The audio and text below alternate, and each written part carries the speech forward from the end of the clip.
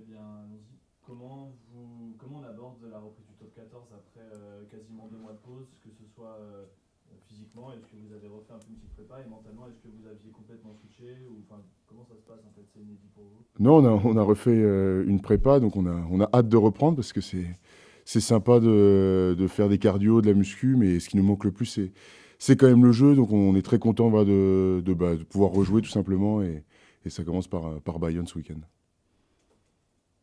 Justine pour l'équipe. J'aurais voulu savoir juste cette période du mondial, est-ce que même vous l'avez vécu au-delà du terrain, est-ce que vous avez suivi un peu ensemble des matchs, parcours de l'équipe de France, ou de manière générale, ou est-ce que vous Ouais, étiez ouais, on est resté supporter d'équipe de France jusqu'au bout. Et puis bon, on a tous été tristes de cette défaite en quart de finale de l'équipe de France. Mais ouais, on a partagé des bons moments ensemble où on a regardé des matchs. Mais voilà, maintenant on est content que la Coupe du Monde touche à sa fin pour qu'on puisse enfin, nous, jouer. Est-ce que vous estimez après un 3 sur 3 que finalement, il y a ces 3 victoires, mais finalement on repart un peu à la case départ? Ah oui, là, tout est remis en question. Là, on repart à zéro. C'était, on va dire, un autre championnat. Et là, voilà, on redémarre sur quelque chose de nouveau. Il y a tout le monde qui revient. Toutes les équipes sont à nouveau au complet. Donc ça va être un bon nouveau championnat. C'était de l'impatience que vous ressentiez là vraiment ces derniers jours, on a vraiment envie de retrouver les matchs? Ouais, ouais, on a vraiment hâte de reprendre la compétition parce que ouais, c'est assez frustrant voilà, de rester dans son canapé et de regarder les matchs. Et voilà, ce qui nous motive tous, pardon, c'est vraiment la compétition et jouer. Qu'est-ce que vous avez retenu en termes de contenu des 3 premières journées? Des choses qui ont bien marché ou les choses qu'il faut maintenant améliorer? Parce qu'il faut qu'on améliore, c'est nos disciplines. Déjà parce qu'on a pris pas mal de cartons sur ces 3 premières journées, donc on a fait un focus là-dessus. Et ce qui fonctionne bien, c'est notre conquête. Donc s'appuyer sur ça et continuer là-dessus. Le jeu sera plus ambitieux, sans faire injure Hmm. aux années passées, mais Mhm. est-ce qu'il y a la volonté de développer le jeu, l'aspect offensif du Stade français? Ouais, ouais, il y a cette volonté-là. On a profité justement de cette pause là pour travailler là-dessus et pas que s'appuyer sur notre mêlée, d'augmenter nos armes offensives. Et voilà, on a à cœur de mettre ça en place dimanche. d'ailleurs le fait d'avoir une deuxième pré-saison, on va dire, est-ce que ça vous a permis en termes de temps de faire des choses que vous n'avez pas l'habitude de faire?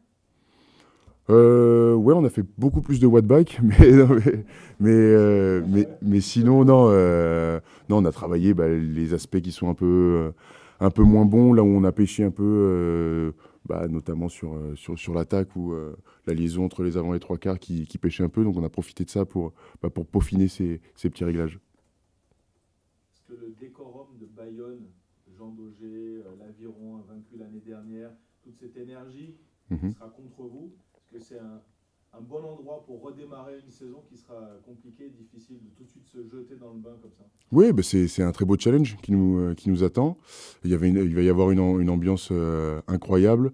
On sait que Bayonne est invaincu, donc c'est motivant voilà, d'aller là-bas. Et de toute façon, on a tout à y gagner, on a rien à perdre, quoi. Donc on va profiter vraiment de cette ambiance-là et, euh, et faire le match qu'il faut. Vous avez commencé à parler un petit peu de ce tunnel de match qui vous attend, qui va être assez inédit, une quinzaine de rencontres Bah ouais, va pas falloir déconner un peu sur la récup parce que ça va être un long marathon. Et ouais, pour ça, on a profité justement de cette intersaison et de cette bonne prépa pour être prêt et enchaîner les matchs. Mais c'est vrai que ça va être costaud quand même, ces 15 matchs qui nous attendent. Comment Karim et Laurent s'intègrent, on va dire, tranquillement au club, même si vous les avez vus, si je ne dis pas de bêtises, peut-être déjà avant, lors de réunions, mais voilà, comment ils font pour doucement arriver et prendre leurs fonctions? Ben là, ils sont venus cette semaine, on les a vus, ils interviennent un petit peu, mais pas plus que ça, on les voit, on arrive à discuter un peu avec eux, et les choses vont se mettre en place au fur et à mesure. Là, pour l'instant, ils laissent place au staff qui est en place depuis le début de la saison, et les choses vont se faire naturellement. Ils sont plus dans l'observation, on va dire, Ouais, plutôt que exactement, la ouais. découverte. Exactement. Ils découvrent un peu les joueurs, le staff, comment on fonctionne, comment ça se passe ici, pour ensuite intervenir un peu plus. Ouais, je te dis, il y a quand même des échanges et des renseignements, quoi. On est plus sur Oui, bien sûr, ils étaient là dès lundi, hein. Ok. C'est bon? Un petit mot sur Oui. Sekou. Sur Sekou, comment tu l'as trouvé pour son retour Ben, il est affûté, hein. On voit que la prépa a bien marché. Maintenant, on a hâte qu'il reprenne avec nous le plus tôt possible. Comment on fait justement pour accueillir un joueur qui a vécu une déception comme ça? Est-ce que vous avez quand même un petit, enfin, envie d'être un peu plus proche de lui, entre guillemets, ou de le réconforter? Ouais, bah après, il n'y a pas que lui qui a subi des déceptions, même si les autres nations n'ont pas vécu les phases finales de Coupe du Monde. Mais je pense que c'est la compétition et le fait de rejouer, de retrouver les copains, et de changer d'air tout simplement, de retrouver Paris. Et voilà, tout simplement. Merci. Bon. Une dernière question Ouais. sur la finale de Coupe du Monde.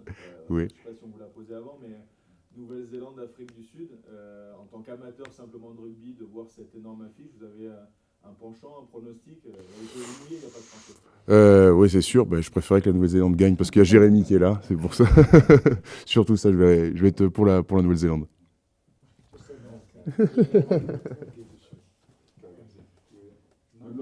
Anglais, français? Je préfère anglais. Oui, oui, je sais, on essaie français, mais je ne parle bien. Je comprends plus. Bon. What's your plan for the next 6 weeks with the top 14? Do you have any plan, any goal in terms of points? No, just to win. Just to win. I think there's no. If we said we want to win a certain amount of points that isn't the maximum, then we accept defeat. So our mindset's not to accept defeat. Our mindset is to go to prepare to win and then play to win. How do you want to play? Efficiently, proactively. So we want to seize the opportunity that's presented. We want to be aggressive in defence. We want to be more effective in attack. And we want to make sure that our foundation of our set piece remains where it is. How did you prepare the team with all the staff to come back to the championship after 2 months of break? I mean, Pierre said we did a lot of watt bike. We didn't do as much as we did the first time round, but the idea was to try and break up the weeks that we had. So we had shorter weeks. We did shorter days. We had some team building events, a few beers, a few drinks, some activities with families, and I think we balanced it well. One thing. You laughing? No. One thing I think we learned with COVID, those dark days of COVID, is that sometimes you have to play lots of games in a row, and we now understand the 15 games in a row that we play. So it was important that we had some refreshment and some breaks in our training before we came into these runner games. Can you tell us more about Joe Merchant? When will be available for first? Yeah, so he'll join us a week on Monday. So I think that's the 11th, 12th, maybe the 12th of November. So 2 weeks time. So he has a week off after tonight's big game, and then he joins us. And Brad Weber joins us next week. Will you put him on the lineup as soon as we available, or any days to wait or to see? Well, it'll not be my decision ultimately. I'll be part of it, but Laurent will obviously, Kareem will decide when Joe returns to play. But at the moment, we've got a very good 13 to my right here as well, and it's good that we've got two players, because Jeremy, Pierre, and Julian have played all the games for us. They have to share 80 minutes each all the time, so it's important that we have another body in that area with Stefan Navalu being injured. But he's a top class player and he plays two positions, so I'm sure the transition will be seamless. How do you work with Laurent and Karim coming in the club? Do they talk a lot with the staff? How does it work? Yeah, look, I think this week Laurent's Kareem we've not seen so much, but Laurent's been here, but he's taken a back seat. He's observing. He's allowing things to remain as they are. He's given some input into selection, of course, some ideas, but he's been very stand back, observing, watching the players, watching the staff operate, seeing where he can add some value, and then obviously in a week or two's time he'll take complete control. And do you know if there will be some new things, like, I don't know, training, or how the club will work? Yeah. I think they're used to working together, Kareem and Laurent, so they have an idea about what training looks like for them. There's a vision for the club to train with our CDF boys, the high performance of the CDF, and we've got to find a way to make sure that continues. We've done that all through the first two blocks. Now we have the demand players returning, we have injured players returning, so our squad's getting bigger. We only have one field at Jean-Bouin, and we have one field at Stade Domi, so we have to find a way that we can continue that development of our young players to make sure that the progression of Stade Francais is big, and it's something that Laurent and Kareem are very keen on. So I think in principle a lot of things will remain the same. The specifics of what we do will probably change a bit. Is it difficult to leave the lead of the team after 3 victories for you? No, not really. No, I mean, I knew the role when I took it. It was a privilege to lead a club of this stature. But I only lead from the back. It's the players that lead. It's the players that have to perform. It's the players that get banged around and make tackles and miss tackles and carry the ball and kick goals and all the rest of it. We sit having a Capri Sun in the stand and making sure things are facilitated to the best we can, so the players can be the best they can. Did you have contact with English Federation? I speak to them, but only because they're my friends. Yeah. What can you tell us about Bayern? It's really hard to win in Jean Daugé, so... Well, I think statistically, obviously, they've been impressive at home. They're not the only top 14 team that are difficult to beat at home, of course. We narrowly lost last year. Unfortunately, we gave away a penalty in the last minute, and they managed to kick 3 points to take the victory away from us. But we have to be disciplined. We have to take the game to them. We have to challenge them. They've won 1 from 3, so it's their psychology will be about performance. Will be about beating Stade Francais at home. Their next 2 games are important to them. And it's important for us to continue our momentum. We've got a very good team. I believe we're well prepared. Physically, we're well prepared. And if we go down there and play to the best of our ability, then we give ourselves a very good chance of getting the result that we want. Is Sekou Bagalou available? He is, but unfortunately he took a small knock, so we're just assessing him. And how was it when he returned? Was he what I has to put on to PH? Was it hard for him to come back after the deception? How was he? Well, I don't know if it was coincidence or not, but when he came back, there was also 200 people watching training with Sekou banners. So I think his welcome back was good. I think if you ask Sekou, and we did, is that he wants to come back, he wants to play. Obviously didn't get as many game minutes for France as he might have liked. This is his club. He's a very important member of our team, a very important player for us as well, and it's great that he has the desire to come back and play for us as quickly as possible. Perfect. Merci tous. Perfect, Jeremy. Voilà, you answered everything for me. Bonjour à tous. Bonjour. Je suis la même comme Garcia. Bonjour. Qui veut commencer? S'il vous plaît. Non,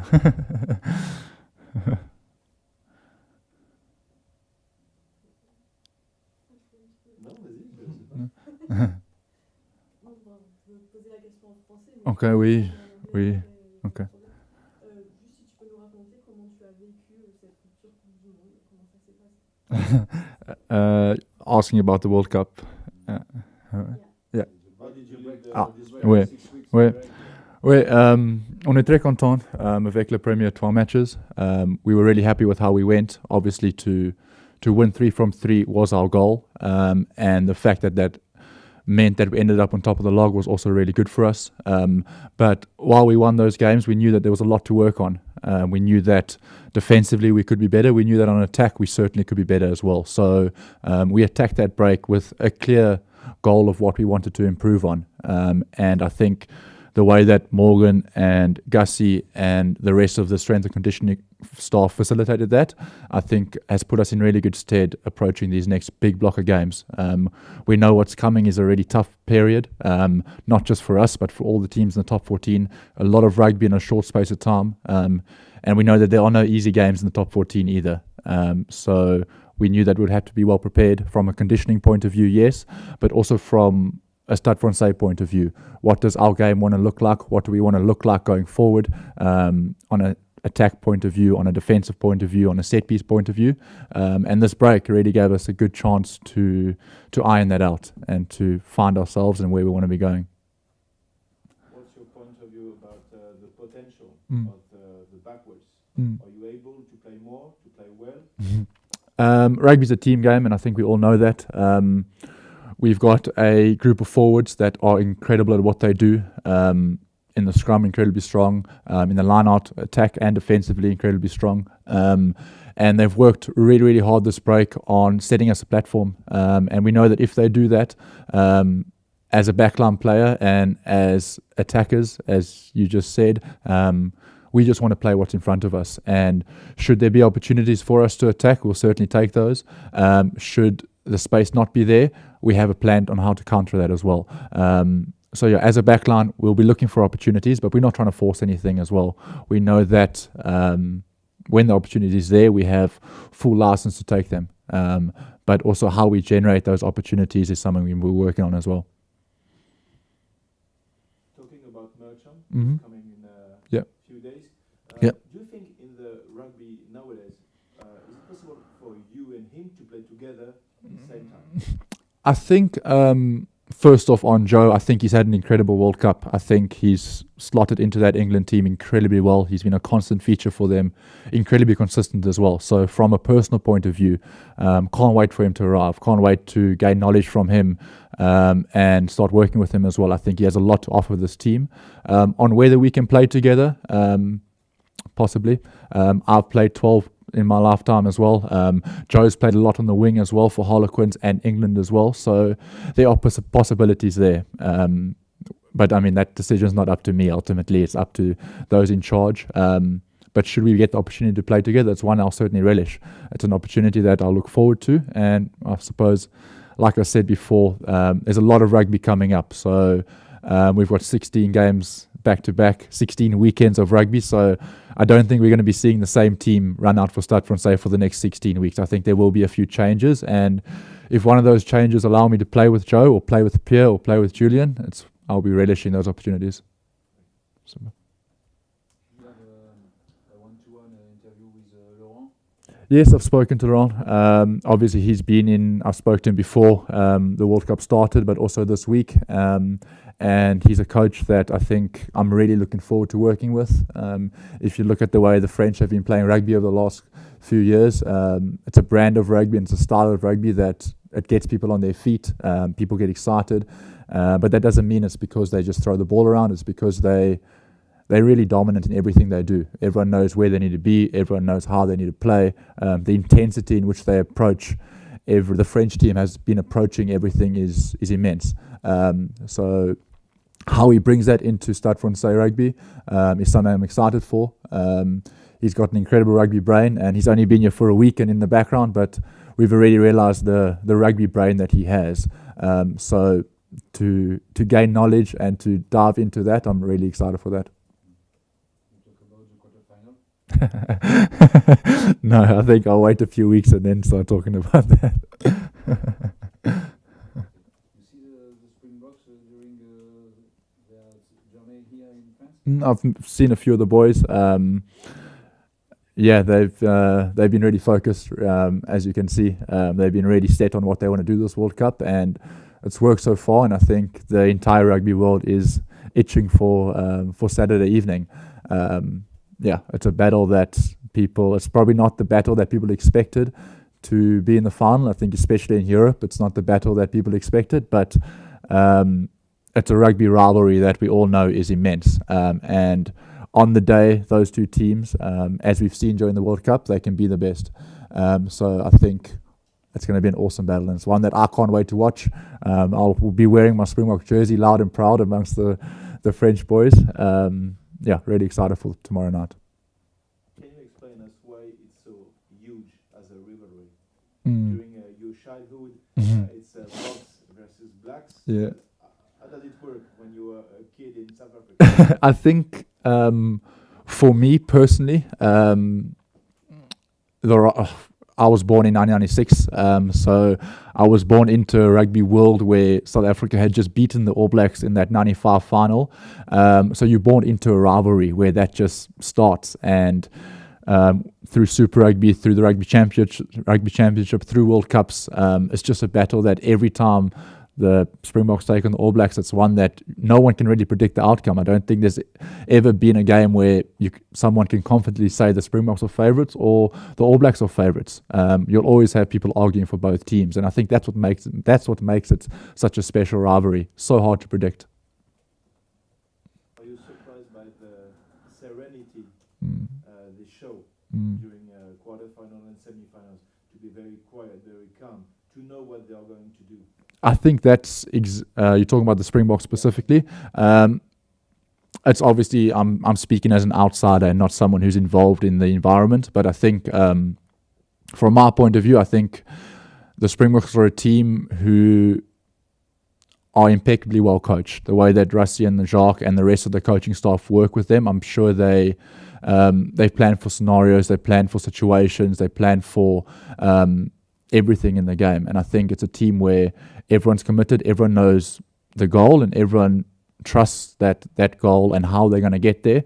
The plans on to get there that have been coached into them, everyone believes in those 100%. So I think that's why, from the outside for me, it looks like there's so much control. It's just because everyone's so committed, everyone's so driven towards a single goal, and we've certainly getting there.